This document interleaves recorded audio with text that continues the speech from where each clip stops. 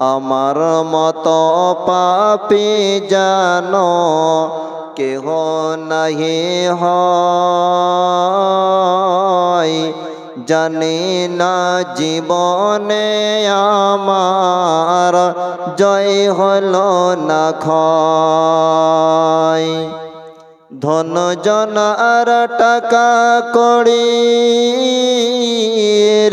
হিসাব দিতে হবে। দেরি নয় রে চোখ বুঝিলে জবাবদিহি হবে। দেরি নয় রে চোখ বুঝিলে জবাবদিহি হবে। তবে কেন মনের মাঝে, তবে কেন মনের মাঝে একটু হয় না ভয়। আমার মতো পাপী যেন কেহ নাহি হয়। জানি না জীবনে আমার জয় হলো না ক্ষয়। পাপ আমারে নাশ করিবে, হব নরকবাসী। পাপ আমারে নাশ করিবে, হব নরকবাসী। তবু কেন সোপত ছেড়ে কুপত ভালোবাসি। বাহির খানা মানুষ আমার, বাহির খানা মানুষ আমার, ভিতর মানুষ নয়। আমার মতো পাপী যেন কেহ নাহি হয়। জানি না জীবনে আমার জয় হলো না ক্ষয়। নামাজ রোজার কথাই আমার, নামাজ রোজার কথাই আমার মনটা নাহি বসে। ভণ্ডামি ও চোরের কথাই দারুণ ভাবে রসে। সেদিন কি আর আমার পানে, সেদিন কি আর আমার পানে দেখবে দয়াময়।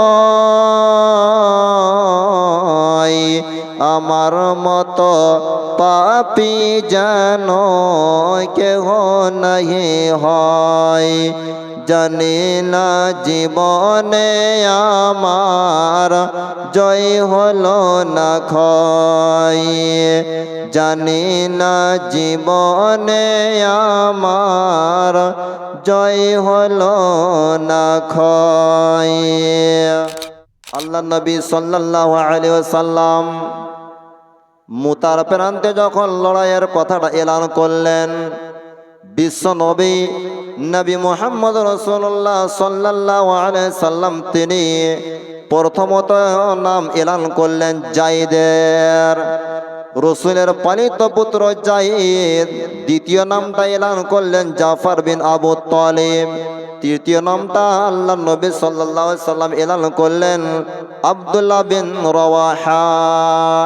এই তিনজন সাহাবীর নাম বিশ্বনবী যখন আপনার এলান করে দিলেন, তোমাদেরকে যেতে হবে মুতার প্রান্তে, লড়াই করতে হবে, ইসলামকে টিকাতে হবে, কাফের বেঈমানদের সঙ্গে জিহাদ করতে হবে।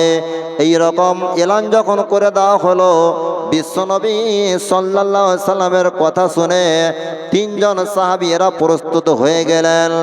এবারে বিশ্বনবী এক এক করে তিনজনকে বললেন, যাও যাও তোমরা এক এক করে তোমাদের বাড়ি থেকে তোমরা সাক্ষাৎ করে এসো, তোমরা তোমাদের বিবিদের নিকট থেকে তোমরা দেখা করে এসো, তোমরা তোমাদের ছেলে মেয়েদের সঙ্গে তোমরা কথাবার্তা বলে এসো।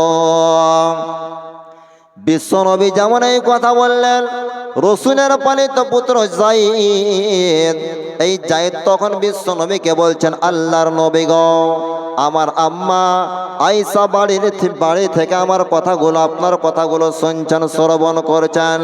বিশ্বনবী, আমি এটা মনে করি, আমি বাড়িতে গিয়ে কারো সঙ্গে সাক্ষাৎ করার প্রয়োজনটা আমি মনে করি না। এবারে জাফর বিন আবু তালেব ইনি চলে গেলেন আপনার বাড়িতে তার বিবির সঙ্গে সাক্ষাৎ করতে, দেখা করতে। জাফর বিন আবু তালেব গিয়ে তার স্ত্রীকে বলছেন, সালাম দিয়ে বিবিকে বলছেন, বিবিরে তুমি শোনো, বিশ্বনবী নবী মুহাম্মদ রাসূলুল্লাহ সাল্লাল্লাহু আলাইহি সাল্লাম তিনি মুতার প্রান্তে লড়াই করার জন্য তিনজনের নামটা এলান করেছেন। প্রথমত যায়েদের নামটা এলান করলেন, দ্বিতীয় নম্বরে আমার নামটা জাফর বিন আবু তালেব, তৃতীয় নম্বর আব্দুল্লাহ বিন রওয়াহা। বিবিরে, আমার আগে একজন, আমার পরেও একজন রয়েছে, দ্বিতীয় নম্বরে নামটা আমার এলান করা হয়েছে। বিবি তুমি শুনে নাও, আমি তোমার সঙ্গে দীর্ঘদিন ধরে আমি সংসার করেছি, জীবন যাপন করেছি। কথাবার্তার মাধ্যমে যদি কোনোদিন ভুল ত্রুটি হয়ে থাকে, কিংবা আমি হয়তো তোমার কখনো হক আদায় করতে পারিনি, কিংবা হয়তো কোনো জিনিস তুমি আমার কাছে আবদার করে চেয়েছ, আমি তোমাকে সেটা দিতে পারিনি, বিবি তুমি শুনে নাও, বিশ্বনবী মুতার প্রান্তে লড়াই করার জন্য আমার নামটা এলান করে দিয়েছে। আমি যুদ্ধের ময়দানে চলে যাব, জনমের মতো আমি শহীদ হয়ে চলে যাব, তোমার সঙ্গে সাক্ষাৎ হবে না। এবারে জাফর বিন আবু তালেবের স্ত্রী, জাফর বিন আবু তালেবের স্ত্রী এই কথা তখন বললেন, স্বামী যান, আপনি তো চলে যাবেন, আপনাকে আমি একটি কথা আপনাকে বলি, আপনি শুনুন, আপনি জনমের মতো জিহাদের ময়দানে চলে যাবেন, লড়াই করবেন, শহীদ হয়ে চলে যাবেন, এতে আমার কোনো আপত্তি নাই, কিন্তু স্বামী যান, আপনাকে আমি একটি কথা বলি, আপনি শুনুন। এই যে বিশ্বনবীকে ওই জাফর বিন আবু তালেব বলেছিল, বিবিরে তুমি শুনে নাও, আমি যেই পথে যাচ্ছি, আমি যেই পথের মধ্যে আমি শহীদ হয়ে যাব, জনমের মতো আমি একটি কথা তোমাকে আমি শেষ কথা বলে দিই, তুমি শুনে নাও। কথাটি হচ্ছে এই, আমি যেই পথে যাচ্ছি, এই পথে তুমি আমার ছেলেগুলিকে তুমি তৈরি করবে, বড় হয়ে এরাও যাতে করে দিনের প্রতি ঝাঁপিয়ে পড়তে পারে, কাফেরদের সঙ্গে লড়াই করতে পারে, জিহাদ করতে পারে। এইগুলো কথা জাফর বিন আবু তালেব তার স্ত্রীকে বলে দেওয়ার পরে জাফর বিন আবু তালেব বাড়ি থেকে বেরিয়ে চলে গেল। বন্ধুরে আমার, পিছন দিক থেকে জাফর বিন আবু তালেবের স্ত্রী এবং তার ছেলে মেয়ের আপনার ওই কাটা কবুতরের মতো মাটির উপরে জমিনের বুকে আপনার ধুলায় লটাপটি করে আপনার গড়াগড়ি দিয়ে কান্নাকাটি করেছে। ছোট ছোট ছেলে মেয়েরা আব্বা আব্বা বলে চিৎকার করতেছে। পৃথিবীতে দুনিয়ার মধ্যে আমরা দেখে থাকি কত ছেলে আপনার এমন রয়েছে, বাপের আদরের ছেলে। দেখবেন কত বাবা যখন বিভিন্ন জায়গায় কাজকর্ম করতে যায়, ব্যবসা বাণিজ্য করার জন্য যখন যায়, দেখবেন ওই ছোট ছোট বাচ্চারা আব্বা আব্বা বলে ওই আব্বার পিছনে আপনার ছুটতে থাকে।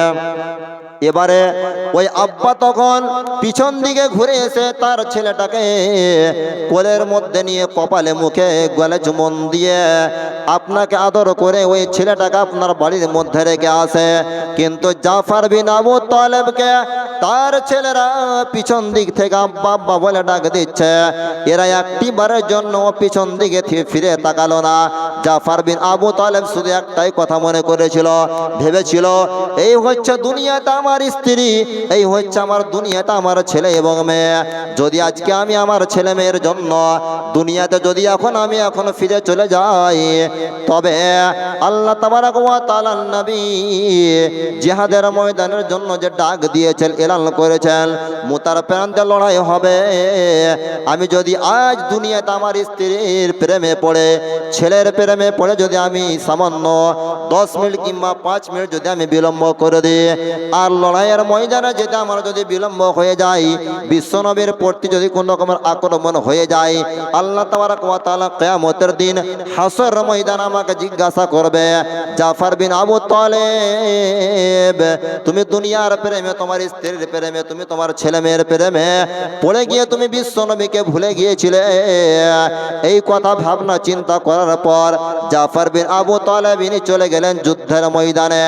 এবারে আব্দুল্লাহ বিন রওয়াহা এই তৃতীয় নম্বর সাহাবীটি যখন বাড়িতে গেলেন, বাড়িতে যাওয়ার পরে দেখছেন তার নতুন বিবি, তার নতুন স্ত্রী, প্রথম তার বিয়ে হয়েছে সেই দিনকার তার ফুলসজ্জা রাত্রি বছর রাত। এবারে আব্দুল্লাহ বিন রওয়াহা বাড়িতে যাওয়ার পরে দেখছেন তার নতুন বিবি, নতুন বউ কোরআন তেলাওয়াত করতেছে, গুনগুন গুনগুন আওয়াজ করে কোরআন পাঠ করছে। আব্দুল্লাহ বিন রওয়াহা তার বিবিকে গিয়ে সালাম দিলেন। সালাম দেওয়ার পরে বলছেন, বিবি রে, বিশ্বনবী আমার নামটা মুতার প্রান্তে তৃতীয় নম্বরের সেনাপতি হিসাবে আমার নামটা এলান করে দিয়েছেন, ঘোষণা করে দিয়েছেন। তাই বিবি তুমি শোনো, তোমার সঙ্গে আমার নতুন বিয়ে হয়েছে, কেবল তোমাকে আমি একটু দেখেছি, তুমি আমাকে একটু দেখেছ। বিবিরা আমি তোমাকে সালাম জানাতে এলাম, শেষ কথা আমি তোমাকে বলতে এলাম, তুমি শোনো, আমি জনমের মতো মুতার প্রান্তে কাফেরদের সঙ্গে আমি শহীদ হয়ে যাব, জিহাদের ময়দান আমি মানে কি শহীদ হয়ে চলে যাব, তোমার সঙ্গে আর সাক্ষাৎ হবে না। এবারে জাফর বিন আব্দুল্লাহ বিন রওয়াহা এই তখন তার স্ত্রীকে এই কথা বলার পরে নতুন বিবি বলছেন, বিবি বলছেন, স্বামী যান, আপনার সঙ্গে আমার নতুন বিয়ে হয়েছে, আপনাকে আমি ভালো করে দেখিনি, আপনি আমাকে ভালো করে দেখেননি, তবে আপনি শুনুন, একবার শুধু আপনি আমার এই ঘরের মধ্যে, রুমের মধ্যে আসুন, আপনাকে আমি আমার অন্তরের দুই চক্ষু দিয়ে আপনাকে আমি নয়ন ভরে আপনাকে আমি দেখতে চাই। কারণ আপনি যখন শহীদ হয়ে চলে যাবেন, ওই হাসর ময়দানে কোটি কোটি লোকের মাহফিলের মধ্যে, কোটি কোটি লোকের সমাগমের মধ্যে, যাতে করে আপনাকে আমি দেখে চিনতে পারি এটাই হচ্ছে আমার স্বামী। তাই স্বামী জান, আপনি একবার আমার দিকে এগিয়ে আসুন। ওই সাহাবী আব্দুল্লাহ বিন রওয়াহা বলছেন, বিবিরা যদি এখন আমি তোমার সঙ্গে সাক্ষাৎ করতে যাই, তোমার এবং আমার প্রেম প্রীতি, স্বামী স্ত্রীর মোহাম্মত ভালোবাসা যদি সৃষ্টি হয়ে যায়, জিহাদের ময়দানে যেটা আমার বিলম্ব হয়ে যাবে, বিশ্বনবীর প্রতি যদি কোনো রকমের আক্রমণ হয়ে যায়, যদি কোনো রকমের ক্ষতি হয়ে যায়, কাল কিয়ামতের দিন আল্লাহ তাবারাক ওয়া তাআলা আমাকে জিজ্ঞাসা করবেন, আব্দুল্লাহ বিন রওয়াহা বলো তো শুনি, তুমি তোমার পৃথিবীতে, দুনিয়াতে তুমি তোমার নতুন স্ত্রীকে পেয়ে তুমি আমাকে ভুলে গিয়েছিলে, আমার নবীকে ভুলে গিয়েছিলে, আমার দিনকে তুমি ভুলে গিয়েছিলে, এর হিসাব তোমাকে দিতে হবে। তখন আমি আব্দুল্লাহ বিন রওয়াহা কি আমি হিসাব দেব? তাই আব্দুল্লাহ বিন রওয়াহা তার নতুন স্ত্রীকে প্রথম দিন ফুলসজ্জা রাত্রি বছর ঘরে একাই ছেড়ে দিয়ে আল্লাহর প্রেমে পড়ে, নবীর প্রেমে পড়ে, দিনের প্রেমে পড়ে আপনার জনমের মতো শহীদ হয়ে চলে গেলেন। তাই শেষ পর্যন্ত আপনার এই তিনজন সাহাবী যে এরা জায়েদ, জাফর বিন আবু তালেব, আব্দুল্লাহ বিন রওয়াহা, এরা যে আপনার শহীদ হয়ে চলে গেল, তবে জাফর বিন আবু তালেব ইনি আপনার ইসলামের পতাকাখানাকে, ইসলামের ঝান্ডাখানাকে শেষ পর্যন্ত জাফর বিন আবু তালেবকে যখন কাফের বেঈমানেরা, দুষ্ট দুরাচারেরা যখন চতুর্দিক থেকে বেকায়দায় পেয়ে যখন একে ঘিরে নিল, ঘিরে নেওয়ার পরে ওই কাফের বেঈমান দুষ্ট দুরাচারেরা ওই সাহাবীটির গর্দানে, ডান গর্দানে আপনার তলোয়ার নিয়ে আঘাত করলো। ডান হাতটা তার ছুটে জমিনের বুকে পড়ে গেল। আবার ওই জাফর বিন আবু তালেব এই সাহাবীটির বাম গর্দনের উপরে আঘাত করলো তলোয়ার নিয়ে, বাম হাতটা কেটে জমিনের বুকে পড়ে গেল। হাদিসের মধ্যে আপনার এসেছে, তাফসীর কারনেওয়ালারা লিখেছেন, এরা বলছেন শেষ পর্যন্ত জাফর বিন আবু তালেবের শেষ নিঃশ্বাস ত্যাগ হওয়ার আগে পর্যন্ত জাফর বিন আবু তালেব ইসলামের পতাকাখানাকে, ইসলামের কালেমাখানাকে, ইসলামের ঝান্ডাখানাকে মুখে আঁকড়ে ধরেছিল, জমিনের বুকে সে পড়তে দেয়নি। এই হচ্ছে আপনার ঈমান, বুঝলেন? এই হচ্ছে আপনার আল্লাহর ভয়। তবে বন্ধু, আজ আমরা পৃথিবীতে, দুনিয়ার মধ্যে আল্লাহর ভয়ের জন্য, আল্লাহর দিনের জন্য, বিশ্বনবীর প্রেমের জন্য আমরা এগিয়ে আসি না। শুধু তা নয়, একটি কথা বলতে গেলে, আজ একটি হাদিস যদি আপনাদেরকে বলা হয়, শুনতে গেলে আপনারা আশ্চর্য হয়ে যাবেন। আজ বর্তমান যুগে পৃথিবীতে যদি আমরা কোনো মাদ্রাসা কিংবা মসজিদের জন্য জালসা অনুষ্ঠান আমরা করি, এবারে যখন বলা হবে দানের ব্যাপারে, এরা তখন আপনার পিছনে সরে যাবে। কিন্তু দেখে নেন আল্লাহর নবী সাল্লাল্লাহু আলাইহি সাল্লাম তিনি বলছেন একজন মহিলা, বিধবা নারী, যে মেয়েটির স্বামী দুনিয়াতে বেঁচে ছিল না, স্বামী মারা গিয়েছে, এইরকম একটি মহিলা বিশ্বনবীর নিকটে গিয়ে বলছেন, আল্লাহর নবী গো, আমি একজন গরিব অসহায় ঘরের একজন মহিলা, আমার স্বামীটা মারা গিয়েছে, আমার স্বামী দুনিয়াতে বেঁচে নাই। বিশ্বনবী সকলেই আপনার যুদ্ধের ময়দানে গিয়ে শহীদ হয়ে চলে যাচ্ছে। কেউ তো শহীদের মা, কেউ তো শহীদের স্ত্রী, কেউ তো আবার শহীদের বাবা। এইরকম করে অনেককে অনেক রকম কথাবার্তা বলে আপনার ডাক দেয়। আল্লাহর নবী আপনি শুনুন, আমার তো মাল নাই, টাকা নাই, পয়সা নাই, তবে আপনাকে আমি একটি কথা বলছি, আপনি শুনুন। নবী গো, আমার কোলে একটা শিশু সন্তান রয়েছে, যেই সন্তানটা বিশ্বনবী এখনো পর্যন্ত আপনার চলতে শিখে নাই, হাঁটতে শিখে নাই, দৌড়াতে পারে না, তীর চালাতে পারে না, তলোয়ার হাতে নিতে পারে না। বিশ্বনবী এই রকমের একটি আমার ছেলে রয়েছে আমার কোলের মধ্যে। শুধু তা নয় গো বিশ্বনবী, যেই ছেলেটা এখনো পর্যন্ত আমার দুধ পান করে, আমার স্তনের দুধগুলো এখনো পর্যন্ত পান করে, আমার দুধগুলো এখনো পর্যন্ত আপনার ছাড়েনি। বিশ্বনবী এইরকম আমার একটা ছেলেকে আপনাকে আমি দিতে এসেছি। আপনি যখন যুদ্ধের ময়দানে যাবেন, কাফের বেঈমানদের সঙ্গে যখন আপনি লড়াই করবেন, সে সময় নবী গো, এই বাচ্চাটাকে আপনি আমার ওই জিহাদের ময়দানে আপনি নিয়ে চলে যাবেন। আল্লাহর নবী ওই বিধবা নারীটিকে, স্বামীহারা মহিলাটিকে বলছেন, ও মহিলা তুমি শোনো, তুমি যে বলছো তোমার এই দুধ যে খাচ্ছে বাচ্চাটা, যে ছেলেটা তোমার দৌড়তে পারে না, চলতে পারে না, হাঁটতে পারে না, কাফের বেঈমানদের বিরুদ্ধে তীর চালাতে পারবে না, অস্ত্র উঠাতে পারবে না, এই রকমের বাচ্চাটাকে আমি যুদ্ধের ময়দানে নিয়ে গিয়ে কি করব? বিশ্বনবী এই কথা যেমনই বললেন, দেখে নেন মা তার ছেলের জন্য কত রকমের কথা বলছেন। শুধু একটাই কারণ, জান্নাত আমাকে নিতে হবে। জান্নাত যেমন করে হোক, মাল দিয়ে হোক কিংবা ধন দিয়ে হোক, টাকা দিয়ে হোক কিংবা পয়সা দিয়ে হোক, জান দিয়ে হোক কিংবা জীবন দিয়ে হোক, জান্নাত আমাকে নিতে হবে। এই কথা ভাবনা চিন্তা করার পরে ওই স্বামী হারা মেয়েটি, বিধবা নারীটি বিশ্বনবীকে বলছেন, আল্লাহর নবী দয়া করে আপনি আমাকে আর বলবেন না যে আপনার ছেলেটাকে আপনি নিয়ে চলে যান, আপনি বলবেন না, আপনাকে আমি বলছি মেয়েটি তখন বলল, নবী গো, আপনার কথাটা আমি বুঝতে পেরেছি।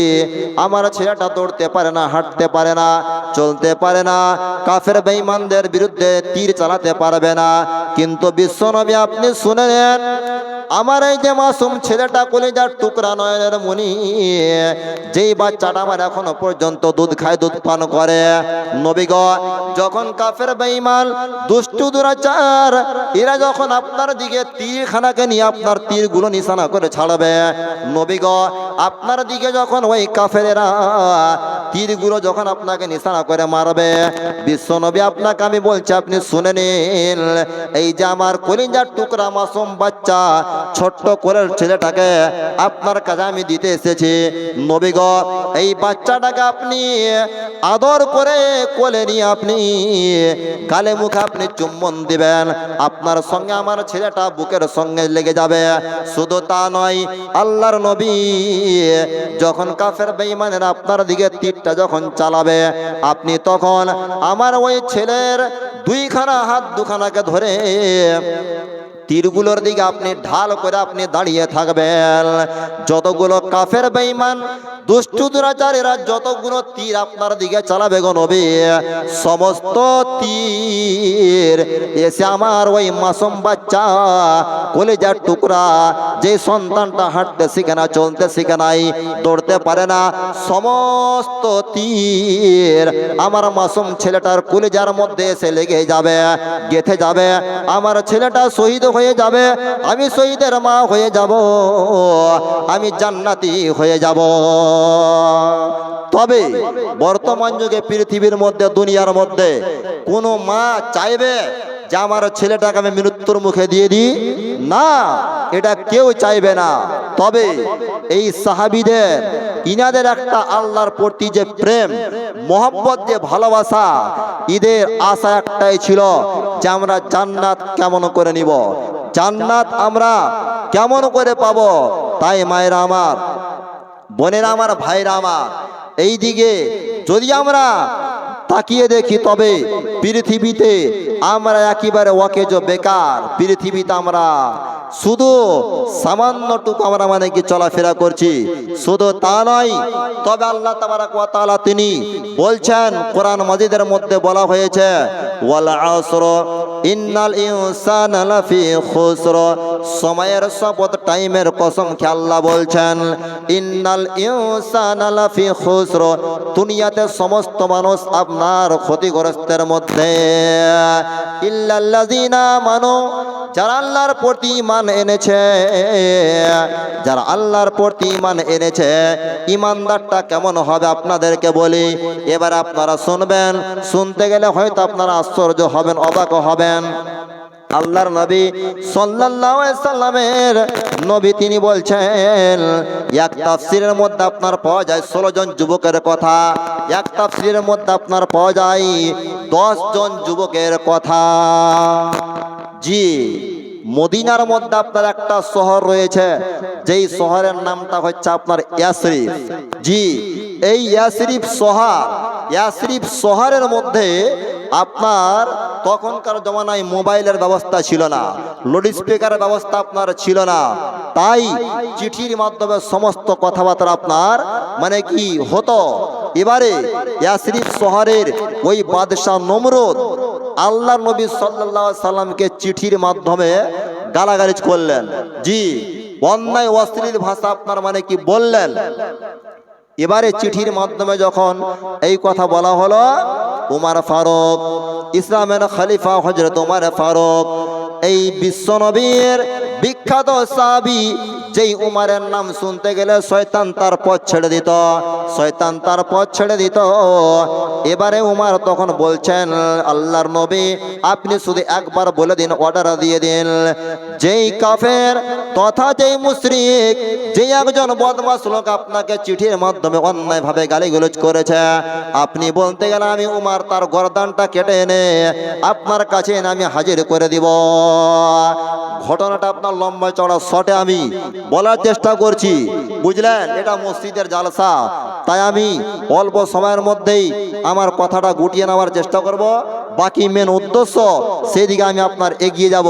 এবারে ইয়াসরিব শহর নয়, হ্যাঁ মিস্টেক, তবে আপনার পারস্য দেশের রাজা বাদশাহ, এই পারস্য দেশের রাজা বিশ্বনবীকে চিঠির মাধ্যমে গালাগালি করার পরে এবারে যখন গালাগালি করা হলো তো পারস্য দেশের বাদশাহ তখন ভেবেছিল যে আমি শুনেছি বা জানি যে তোমরা নাকি আল্লাহর প্রেমিক, হ্যাঁ তোমরা নাকি নবীর ভক্ত, তোমাদের জীবন চলে যাবে, অথচ তোমরা মানে কি আল্লাহ রসুলকে ছাড়বে না, কোরআনকে ছাড়বে না, আল্লাহকে ছাড়বে না। ওই বাদশাকে বলেছিল হ্যাঁ আপনি বাস্তব কথা বলছেন। এবারে আল্লাহ নবী সাল্লাল্লাহু আলাইহি সাল্লাম তখন বললেন তার 10 জন সাহাবীকে, কোন তাফসীরের মধ্যে আপনার পাওয়া যায় 10 জন সাহাবী, কোন তাফসীরের মধ্যে আপনার এসেছে 16 জন যুবক।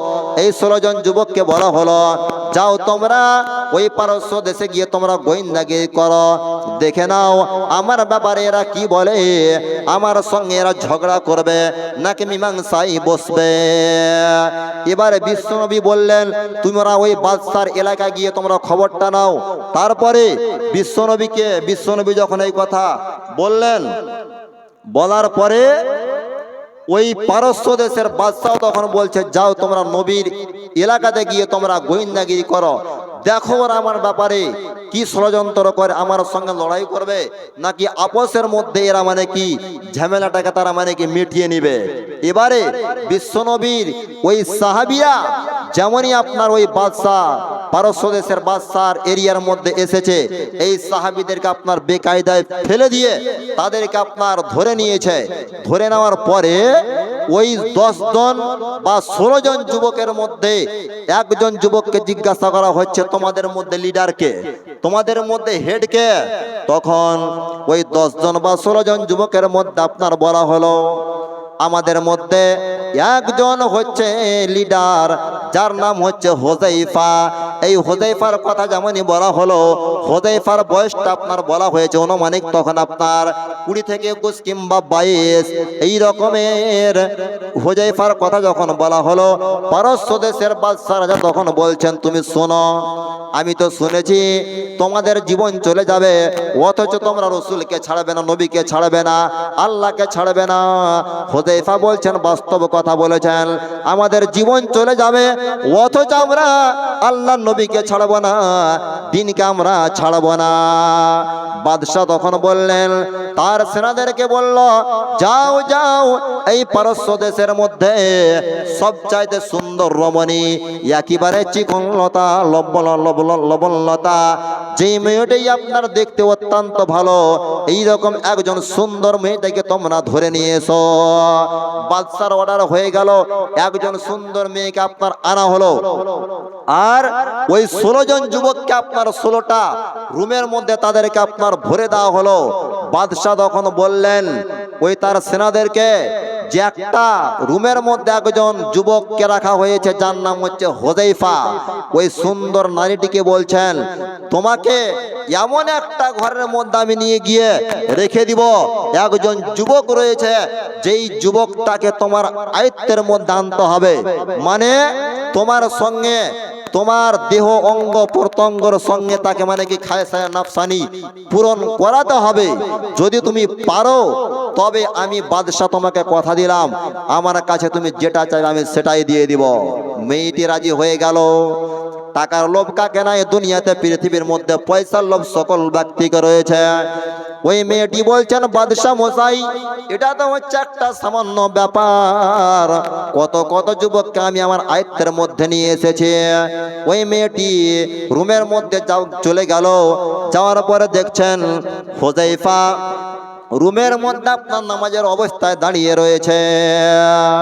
মেয়েটি তখন নামাজের অবস্থা দেখার পরে মনে মনে ভাবলো এ তো নামাজের অবস্থা দাঁড়িয়ে আছে, আমি এর চতুর সাইডে মানে কি ঘুরতে থাকি, আমি একজন সুন্দর মহিলা ঘোরাফিরি করব, আর আমার দিকে তার দৃষ্টিটা মানে কি পড়ে যাবে, আর আমার দিকে নজরটা পড়তে গেলে আল্লাহকে বলে ভুলে যাবে আমি এত সুন্দর একজন মহিলা, দেখতে আমার কি মানে কি আমার চেহারাটা সুন্দর, গায়ের রংটা ফর্সা, আর এমন একটা কাপড় পরে আছে, ড্রেস পরে আছে, যেই লেবাসটা পরে থাকা সত্ত্বেও তাকে মানে কি উলঙ্গ বলা হবে।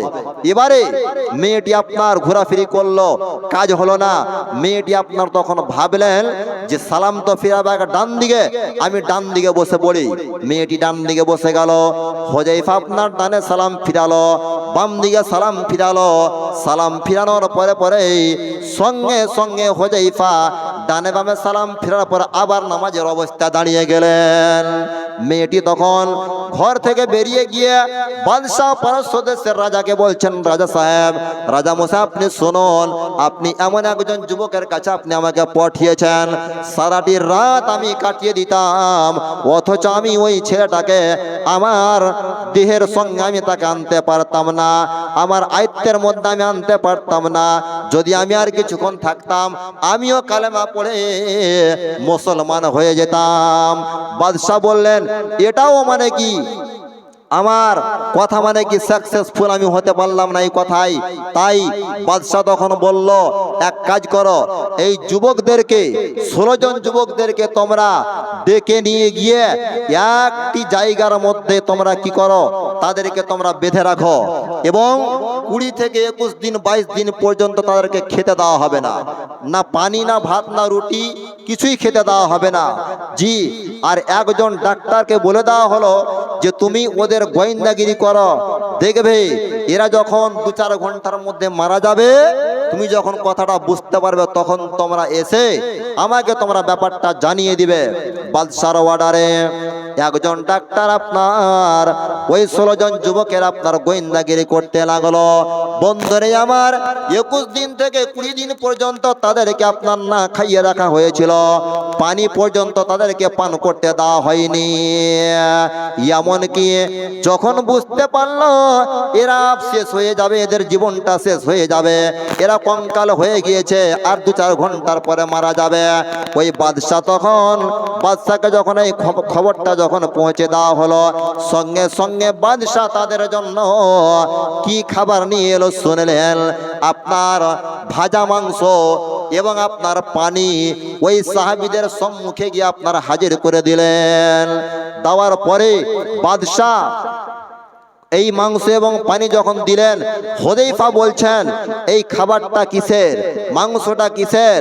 তখন বাদশার সেনা বলছেন, এই মাংসটা হচ্ছে আপনার শুয়োরের মাংস, শূকরের মাংস, আর এই পানিটা হচ্ছে আপনার মদ মিশ্রিত পানি, এই মদের সঙ্গে পানিটাকে মিশিয়ে দেওয়া হয়েছে। বাদশাহ এই কথা বাদশার শোনার পরে পরে হুযায়ফা তখন বললেন, তুমি শুনে নাও, এই যে মাংসটা তুমি নিয়ে এসেছো আমি জানি এই শুয়োরের মাংস শূকরের মাংসটা আপনার হারাম করেছে আল্লাহ, এবং মদটাকে আল্লাহ তাবারক ওয়া তাআলা হারাম করে দিয়েছেন। তবে তুমি শুনে নাও, তুমি কি ভেবেছো যে আমি 20 দিন থেকে 22 দিন 21 দিন পর্যন্ত অনাহারে রয়েছে, তাই বলে খিদার জ্বালাই আমাদের মতো যুবকেরা তুমি ভেবেছো খিদার জ্বালা আমরা হারাম খাদ্যটাকে খেয়ে নিব? না না, জীবন চলে যাবে। অথচ যেটা আল্লাহ তাবারক ওয়া তাআলা হারাম করে দিয়েছে সেই খাবারটা আমাদের মতো যুবক কখনোই খাবে না। এই খাবার এখান থেকে নিয়ে চলে যাও। বাদশাহ বললেন, এই পরামর্শ করে আমি সাকসেসফুল হতে পারলাম না। বাদশাহ তখন বলছেন, এই 16 জন যুবকের মধ্যে একজন যুবককে উত্তপ্ত পানি কিংবা উত্তপ্ত তেলের মধ্যে একজনকে ফেলে দেওয়া হোক। সঙ্গে সঙ্গে বাদশার অর্ডার পেয়ে ওই 16 জন যুবকের মধ্যে একজনকে আপনার উত্তপ্ত পানি কিংবা উত্তপ্ত তেলের মধ্যে ফেলে দেওয়া হলো। যেই মতো আপনার গরম তেলে পেঁয়াজি বেগনি কচড়া আপনার ভাজা হয়, সঙ্গে সঙ্গে যুবকটা আপনার গরম তেলের মধ্যে পড়ে আপনার সঙ্গে সঙ্গে আপনার জীবনটা তার শেষ হয়ে গেল। ওই সাহাবীটির একজন সাথী যখন আপনার মারা গেল, হুযায়ফার 2 চোখ খুদি আপনার পানি বইতে আরম্ভ করেছে। কি সুন্দর আপনার পানিগুলো আপনার বইছে। বাদশাহ মনে মনে ভাবলো, মনে হয় হুযায়ফা এবারে ভয় পেয়ে গেছে। বাদশাহ বলছে, কি ব্যাপার, তুমি কেন কাঁদো? তুমি কি আমার ধর্মটাকে কবুল করবে? আল্লাহর দিনকে ছেড়ে দিবে? যার জন্য তুমি কাঁদছ। হুযায়ফা বলছেন বাদশা তুই শোন, তোর মতো হারামি, তোর মতো নমরুদ বাদশার কথা শুনে কিংবা আজাব দেখে আমার মতো হুযায়ফা ভয় করে না। আমি কেন কাঁদলাম, কেন আমি দুই চক্ষু দিয়ে আমার অশ্রুটা বের হয়েছে তুই শুনে নে। এই যে আমার চোখের সামনে তুই যে আমার সঙ্গী সাথীকে তুই মেরে ফেলে দিলি, দুনিয়াতে যতদিন আমি বেঁচে ছিলাম এই আমার সাথীটা আমাকে কোনোদিন কখনোই নেকির কাজে জিততে পারেনি। আমার ওই যুবক ভাইটা যদি দুনিয়াতে 2 রাকাত নামাজ আদায় করেছে, আমি হুযায়ফা 4 রাকাত সালাত আদায় করেছি। ওই আমার সঙ্গী সাথীটা যদি 1 টাকা দান করেছে, আমি 2 টাকা দান করেছি। তবে আজকে যে তুই আমার ওই যুবক সাথীটাকে মেরে ফেলে দিলি, তুই শুনে নে, ও তো আমার আগে জান্নাতে চলে গেল, আমি তোকে জান্নাতে আগে যেতে পারলাম না। আমার আগে জান্নাতেও চলে গেল, আমি যেতে পারলাম না, যার জন্য হুযায়ফা আমি কাঁদছি। এই কথা বলার পরেও বাদশা তখন বলছেন জীবন চলে যাবে অথচ মানে জান্নাতের আশা করছে, এটাও পারা গেল না। তার পর্যন্ত শেষ পর্যন্ত একটা সিদ্ধান্ত বাদশা নিলেন, এদের 16 জনকে আপনার ফাঁসিতে চড়িয়ে দেওয়া হোক, ফাঁসিতে তাদেরকে ঝুলিয়ে দেওয়া হোক। এবারে 16 জন যুবকের মধ্যে ফাঁসির দড়ি যখন আপনার প্রস্তুতি করা হলো, রেডি যখন করে দেওয়া হলো, সঙ্গে সঙ্গে প্রথমত হুযায়ফাকে যখন ওই সুলির মধ্যে ফাঁসিতে যখন আপনার চড়াবার জন্য যখন নিয়ে যাওয়া হয়, হুযায়ফা আপনার এত হাসে, এত হাসে, হাসতে হাসতে আপনার পাগলের মতো হুযায়ফা হয়ে গেল। বাদশা মনে মনে ভাবলো যে হুযায়ফা যে এত যে হাসছে, ব্যাপারটা কি, জিজ্ঞাসা করো। মনে হয় এই ফাঁসির দড়ি দেখে মনে হয় তার ব্রেনটের তার মনে হয় কেটে গেছে, মনে হয় পাগল হয়ে গেল। এবারে বাদশা বলছেন হুযায়ফা তুমি এত কেন হাসো, তুমি কি পাগল হয়ে গিয়েছো, মৃত্যুকে দেখে কি তুমি ভয় পেয়ে গেলে? বলেন না না বাদশা তুই আমার ছল কৌশল তুই বুঝতে পারিসনি, তুই শোন। যতক্ষণ বাদশা তুই আমাকে, হুযায়ফা ওই পারস্য দেশের রাজা বাদশাকে বলছেন, যতক্ষণ তুই আমাকে ওই সুলিতে অর্থাৎ ফাঁসির দড়িতে তুই আমাকে চাপাসনি, অতক্ষণ আমি জান্নাতে যাইনি। আমি তো দেখতে পাচ্ছি এত সুন্দর জান্নাত, এত সুন্দর জান্নাতের নাজ নিয়ামত আল্লাহ তাবারক ওয়া তাআলা আমাকে দেখাচ্ছে। হুযায়ফা বলছেন যে জান্নাত আমাকে আল্লাহ দেখাচ্ছে, কাজেই জান্নাত যে আল্লাহ আমাকে দেখাচ্ছে, এই জান্নাতের জন্য আমি খুশি হয়েছি যে আমাকে তুই যখনই ফাঁসি দিয়ে দিবি, ফাঁসি দেওয়া মাত্রে আমি হুযায়ফা জান্নাতে চলে যাব। বুঝলেন? দেখেন মৃত্যুর ভয় করছে না, মানে জান্নাত নিব কেমন করে। তবে ভাই বর্তমান যুগে পৃথিবীতে যদি আমরা মাদ্রাসা কিংবা মসজিদের জন্য যদি কাউকে বলি যে 5,000 বা 10,000 বা 20,000 টাকা দিবেন, অনেক লোক আপনার মানে কি উঠে পালায়, সিট ছেড়ে দেয়। বুঝলেন? বলাবে এখান থেকে কেটে পড়, এখন আর মাল চাইবে মাল। বুঝলি তো? তো তুমি মালটা তুমি দিবা না, বুঝতে পেরেছি। তো সবাই তো চায় যে আমরা জান্নাতে যাব, কে চাই না যে আমরা জান্নাতে যাব না, নাকি? সবাই আমরা চাই। আল্লাহ তাবারক ওয়া তাআলা যার জন্য ওই কথা বলেছেন ইল্লাল্লাযিনা আমানু, যারা আমার প্রতি ঈমান এনেছে, যারা খাঁটি মুমিন হবে, এরা আপনার কখনোই দানের দিকে পিছে সরবে না। বুঝলেন? দান হোক কিংবা লড়াইয়ে হোক, সব সময় মানে কি প্রস্তুতি থাকবে। আজকালকার যুগে বর্তমান যুগে আমাদের তো ঈমানটা 1 কাপ চা আমরা বিক্রি করে দিই। বুঝলেন? 1 কাপ চা যদি কারো খেতে পাই আমাদের ঈমানটা শেষ। তবে কে আছেন রাত্রিবেলায় বেশি না মাদ্রাসা তথা মসজিদ পাশাপাশি, অনেকে হয়তো ভাবছেন যে মসজিদের জালসা করছেন, মাদ্রাসার মানে কি ক্ষতি হয়ে যাবে নাকি? না, এইরকম কোনো ব্যাপার নয়। কাজে আমি আপনাদেরকে বলছি এই মসজিদে আপনার ঈদের পরে দোতলার কাজ আরম্ভ হবে। একজন সর্বপ্রথমে 10,000 টাকা কে দিবেন আল্লাহর ওয়াস্তে? জি, 10,000 টাকা একজন, 5,000 টাকা করে 5 জন, এবং আপনার সিমেন্টের কথাগুলো লিখাবেন, সিমেন্টের ব্যাগ, বালি, চিপস, ইট। অনেকে আপনারা আছেন পাইকপাড়া গ্রামে, অনেকে মা বোন আপনারা আছেন, আসুন একা একা দানগুলো আপনারা লিখিয়ে যাবেন।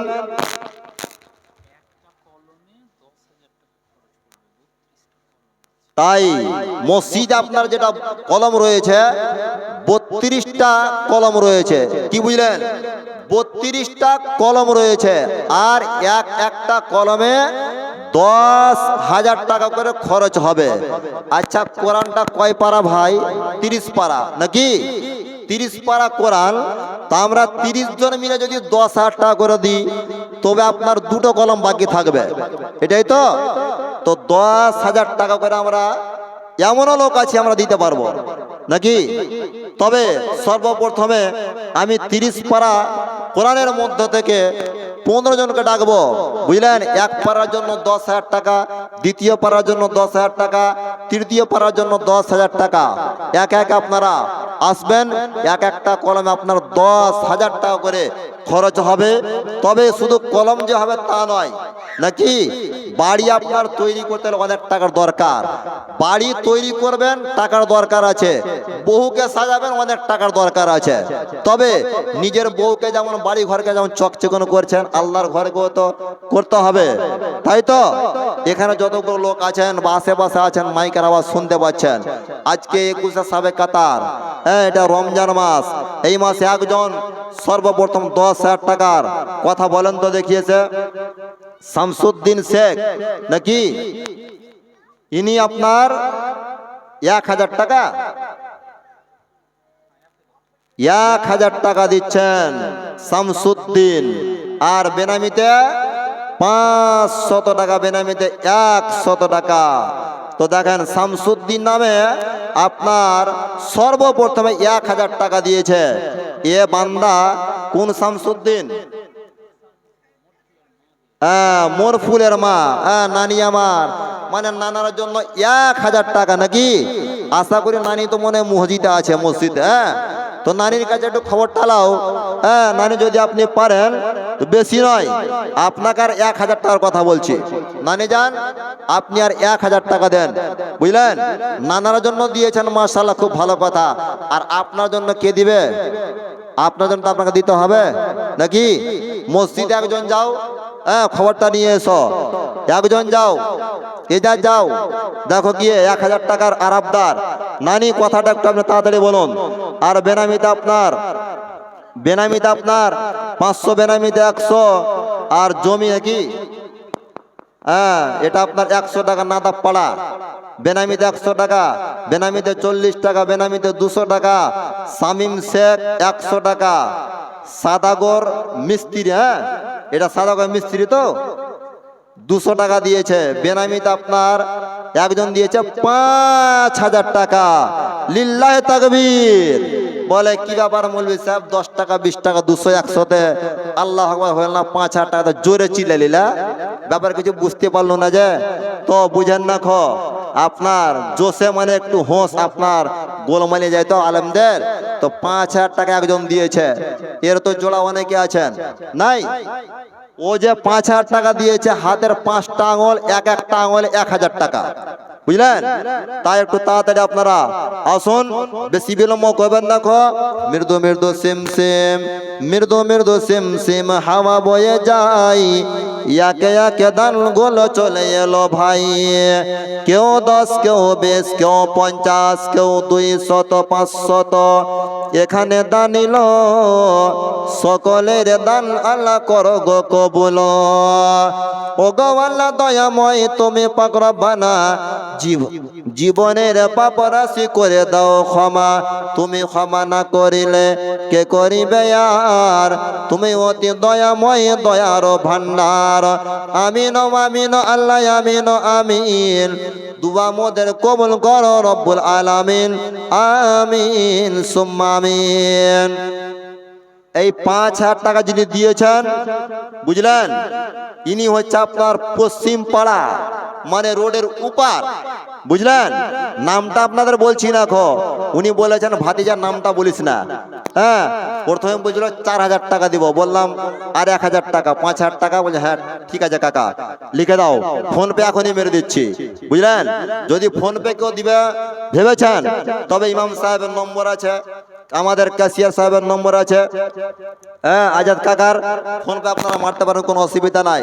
তবে 10,000 টাকার দাতা এখানে আপনার অনেকেই আছেন, ভাবছেন আপনার দিব কি দিব না, দিব কি দিব না নাকি। তো দেখেন দুই বন্ধু এরা ছিল, রাস্তাতে আপনার সফর করছে, হ্যাঁ ট্রেনে যাবে, আপনার স্টেশনে গিয়ে বসে আছে, গাড়ি চলে এসেছে, ঢুকে যাওয়ার পরে এক বন্ধু বলছে আপ চাড়িয়ে, ও বলছে ওকে আপ চাড়িয়ে, হ্যাঁ আবার বলছে আপ চাড়িয়ে, এই করতে করতে গাড়ি যখন চলে গেল তখন বলছে আপ তেরা বাপ চাড়িয়ে। হ্যাঁ মানে গাড়ি চলে যাওয়ার পর আর কে চাপবে? তো এটা ভাবেন না দিব কি দিব না, দিব কি দিব না, এই ভাবছেন যে সকালে দিব এখন দিব না, হতে পারে সকালবেলা আপনি মারা যেতে পারেন। তাই মায়েরা আমার, ভাইরা আমার, একটু তাড়াতাড়ি আপনারা দানগুলো নিয়ে আসুন। এই পাইক পাড়াতে যতগুলো যুবক আছে, হ্যাঁ একে একে নাম ধরে ডাকতে হবে না কেমন কি। আর সামনে যে আপনার শিল্পপতির বাড়িগুলো আছে আমরা দেখতে পাচ্ছি, সানারুল, কাবিরুল, তারপর আপনার এইদিকে কি বলে যে রানা, হ্যাঁ আমাদের প্রাক্তন মেম্বার আনারুল কাকা, হ্যাঁ রাকিব কাকা রানিং মেম্বার, বুঝলেন। আর আমাদের ওই ঈসা কোম্পানি কই নাকি, নবাব শেখ, হোসেন কাকা, আপনারা কোথায় আছেন দেখা করুন, একটু তাড়াতাড়ি আসুন। এটা ভাবিয়েন না যে আমরা বাড়িতে বসে আছি তো আমরা খুব মজা করব। তবে দেখেন চালাকি যারা করে কেন এদের বুদ্ধিটা কেমন হবে। তিন বন্ধু এরা আপনার ঘুরতে গেছে, দিয়ে তিন বন্ধুর মধ্যে মাত্র সামান্য দুটা রুটি আছে। কটা রুটি? দুটা রুটি আছে। আচ্ছা দুটা রুটি আছে, তিনজনকে খিদা লেগেছে, এরা যে এবার খাবে তো কে কেমন খাবে নাকি। যদি তিনটা রুটি থাকতো তিনজনের একটা করে হতো, দুটা রুটি তো এদের হবে না। এরা তখন তিনজনের মধ্যে বলাবলি করছে, এক কাজ কর রুটিটাকে এখন রেখে দে, রাত্রিবেলা সব ঘুমিয়ে যাবি, দিয়ে সময় মানে কি সকালবেলা উঠে স্বপ্ন যে ভালো দেখবি সেই আগে রুটিটা খাবি। ওদের মধ্যে একজন ছিল খুব চালাক, ওই চালাক যে ছিল চালাকটা বলছে আমাকে তো তোরা পারবি না, এমন করে বলবো কিনা রুটি তো আমি খাবো, তোরা খেতে পাবি না। এবারে সকাল হয়েছে, সকাল হওয়ার পরে বলছে বল রুটিটা কে খাবি, তো স্বপ্নটার কথাটা আগে বল। তো চালাক লোকটা বলছে যে আমি স্বপ্নের মধ্যে দেখেছি আমি কাবাতে গিয়ে তপ করছি, হ্যাঁ আর ডান দিকে আছে উমার, বাম দিকে আছে মানে কি আপনার ওই কি বলে যে আবুল আহাব মানে কি উমার আর হুযায়ফা, এই কথা বললো। দিয়ে বলছে ঠিক আছে। এবার দ্বিতীয় নম্বর ব্যক্তিটাকে বলছে যে তুই বল কি দেখেছিস। তো বলছে আমি স্বপ্নের মধ্যে দেখলাম যে আমি মদিনার মধ্যে গেছি, আর মদিনার মধ্যে যাওয়ার পরে আমার দিকে মানে কি আমার ডান দিকে আছে বিশ্বনবী আর বাম দিকে আছে আল্লাহ। কে বলছে এত বড় স্বপ্ন? বলছে হ্যাঁ। তারপরে যে সব চাইতে মানে কি আপনার খেপা মানে লেলা টাইপের বুদ্ধি, হাফ মাইন্ড, ওই লোকটাকে বলছে তুই কি দেখেছিস বল।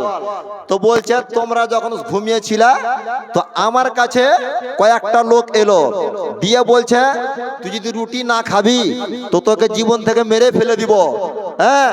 দিয়ে আমি জানের ভয়ে রুটি দুটা খেয়ে নিয়েছি। তো বলছে তুই যে রুটি খালি তো আমাকে ডাকলি না আমরাকে। তো বলছে একজন ছিল মানে কি মক্কাতে, একজন ছিল মদিনাতে, তো এত তোরা দেখিস তোরা শুনতে পাইসনি আমি রুটি খেয়ে নিয়েছি, হ্যাঁ। দেখেন চালাক লোক মানে কি বেশি ঝামেলায় পড়ে যায়। তো বেশি চালাকি করতে যেন না ভাই, যে চালাকি করে দান দিব না, এর কোনো গ্যারান্টি নাই সকাল পাবেন কি পাবেন না আল্লাহ আলাম জানে। তাই একটু তাড়াতাড়ি আসুন। তারপরে আপনার কি বলে যে সাদাগর হয়ে গেছে বেনামিতে 5,000 টাকা, হ্যাঁ বেনামিতে 100 টাকা। আরিফ নাকি 100 টাকা দিয়েছে। আয়ান শেখ 1 ব্যাগ সিমেন্ট নাকি একটা সঁপ।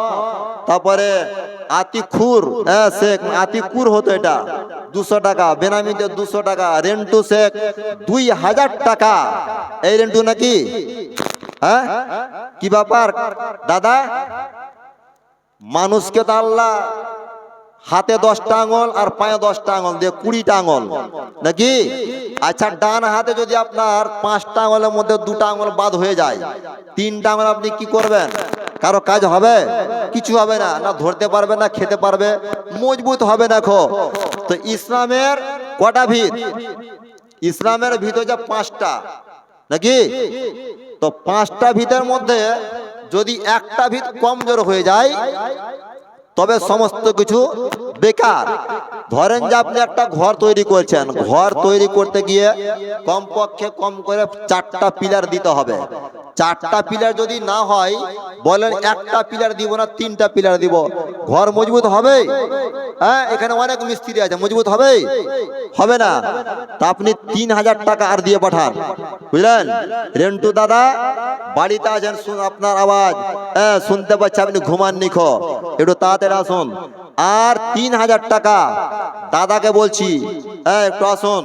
দাদা কিংবা দাদি দুইজন মিলে জুলে আপনারা আসবেন, আল্লাহর ওয়াস্তে আসুন। আপনার দুয়াটা বাকি থাকছে, বুঝলেন? তারপরে বেনামিতে 100, বেনামিতে 500, আর বেনামিতে 40 টাকা। এই তো হচ্ছে আপনার দান। আপনারা আসুন।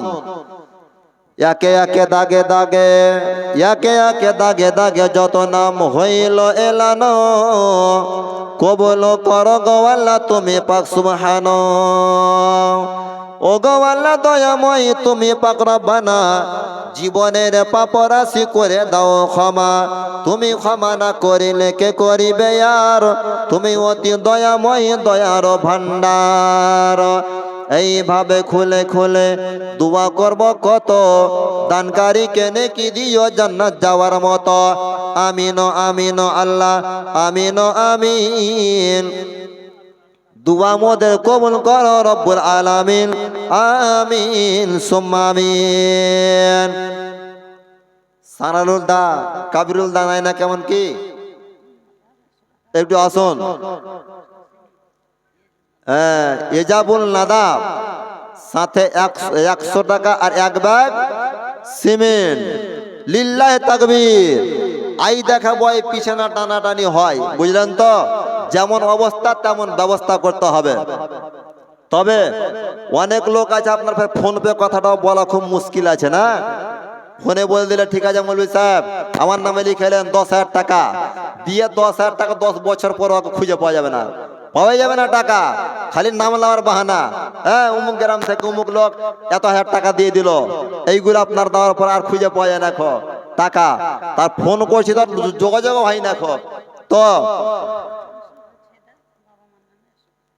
মানসুর তার ছেলের জন্য,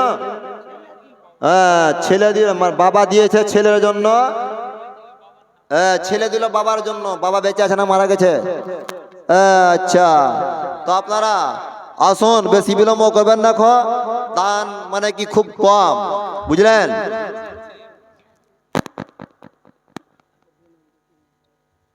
আচ্ছা দেখেন, বেনামিতে 3000 টাকা, 2000 টাকার হবে না আনোয়ার? 2000 টাকা বেনামিতে কে দিল? খবর লাগাও। বেনামিতে কে দিয়েছে? এদিকে এসো, এদিকে এসো। 10,000 টাকা তো দিতে হবে নাকি? আমাদের মানে কি বাংলাদেশ বিখ্যাত, ভারত বিখ্যাত বক্তা উনি এসে উপস্থিত আছেন, তবে ওনাকে রেখে বেশি বকাবকিও ঠিক হবে না নাকি? তো আমি আপনাদেরকে বলছি 10,000 টাকা একজন, বুঝলেন? 10 মিনিট সময় নিব মাত্র। 10,000 টাকা একজন। রাখো। এদিকে এসো, তুমি শোনো শোনো। নবাব এদিকে এসো, শেখ নবাব শরীফ এদিকে এসো, নবাব এদিকে এসো। তোমরা দোনো ভাই দাঁড়িয়ে আছো, যুবকেরা হচ্ছে দেশের ভবিষ্যৎ, আর অভবিষ্যৎ হবে নাকি? নবাব দিবে, কোনো অসুবিধা নাই। নবাব একটু এসো।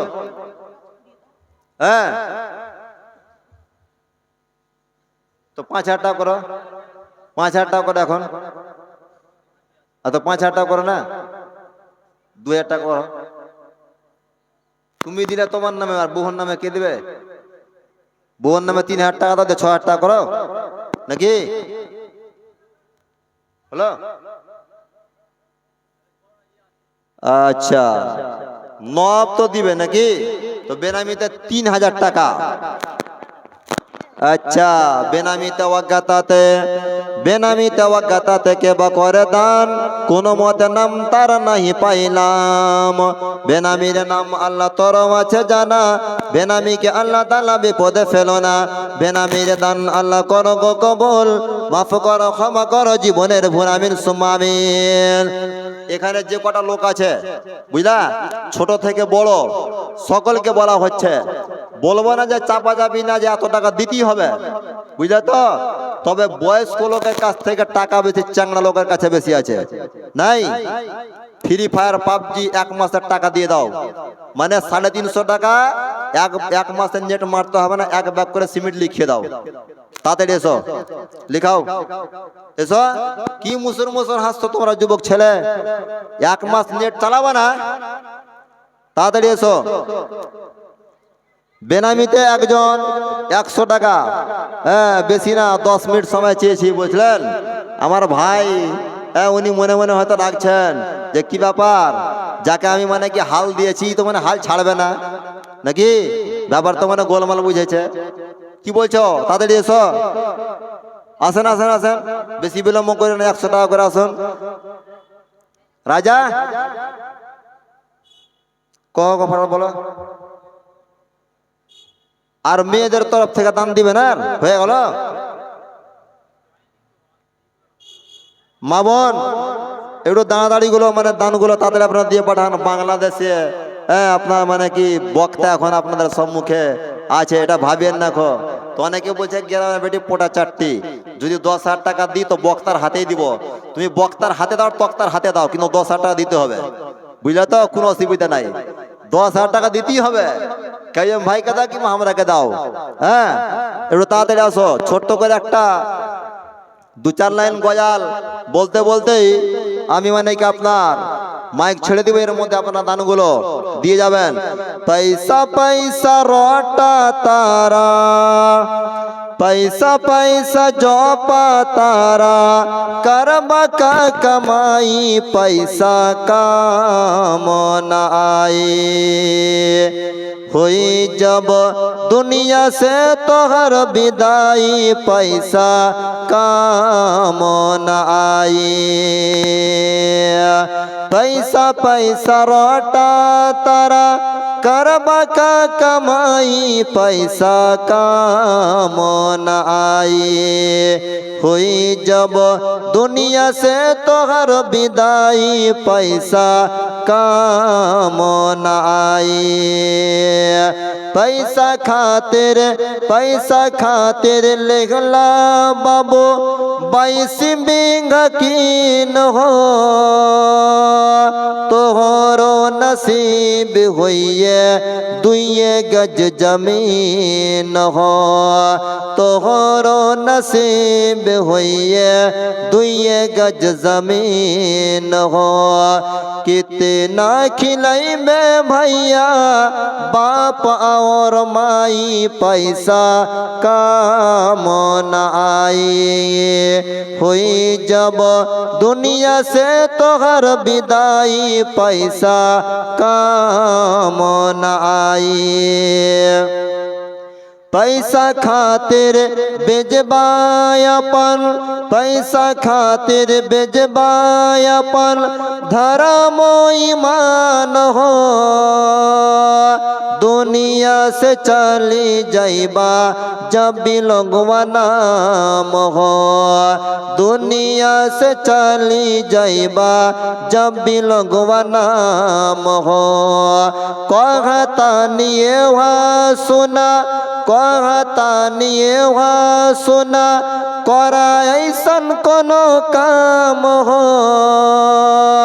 दुनिया से चली जाइबा जब भी लोगवा नाम हो। कितना खिलाई में भैया बाप और माई पैसा काम न आए। हुई जब दुनिया से तोहर विदाई पैसा काम न आए। যাই হোক, বেশি আর কিছু বলা যাবে না, কারণ এবার আপনাদের সম্মুখে আপনাদের ইউটিউবারের ভাইরাল বক্তা, পরিচিত বক্তা, অনেকে চিনে অনেকে দেখেননি, উনি আপনাদের সম্মুখে আসবেন। বাংলাদেশ, ভারত, আসাম, রায়গঞ্জ, কাঠিয়ার, পূর্ণিয়া, বিহার সমস্ত জায়গাতে উনি আপনার প্রোগ্রাম করেন। ফজিলাতুল শেখ জুনাব মাওলানা আব্দুল কাইয়ুম সালাফি হাফিজাহুল্লাহ ওয়া তাআলা, উনি এখন আসবেন আপনাদের সম্মুখে বক্তৃতা রাখবেন, আপনারা শুনবেন এবং ওনার কথার উপরে আপনারা আমল করার চেষ্টা করবেন। এখান থেকে আমি আমার কথা শেষ করলাম। কার নাম বলেছি?